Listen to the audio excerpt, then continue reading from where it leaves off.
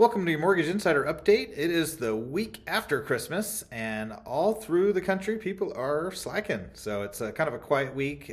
Was here in the office getting some work done, getting prepped, and I think everybody's getting ready to work in 2024. So let's jump into the market. We are finishing the year off very strong with interest rates.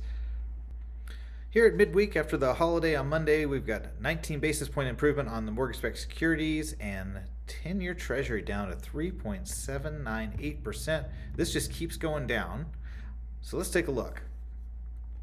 So we've seen the breach below the 200-day average just back in the middle of December, and we just keep stair-stepping down on its way to this next retracement level at 3.764%. We'd have to go a ways back, early part of 2023, to find these levels. So we were there over the summer in July, and we're well below it for the better first part of the year. We did get a little bit ahead. This was kind of the beginning of the pain of 2023, was rates moving up in March, but then they did settle back down below this level. So we can see this Fibonacci line here. It's a big deal. If we can break below this, that could considerably increase the downward trend in interest rates, getting them down and on the 10-year specifically down to the next level of close to 3.5, 3.47% before we start to run into the lows for the year. When we see mortgage-backed securities, these are up 19 basis points on the similar year-back look. We can see levels that we saw over the summer. So, not the most unbelievable interest rates ever, but a far cry better than when we hit the highs. And now this is the price to the mortgage-backed security. This is when interest rates were at their highest.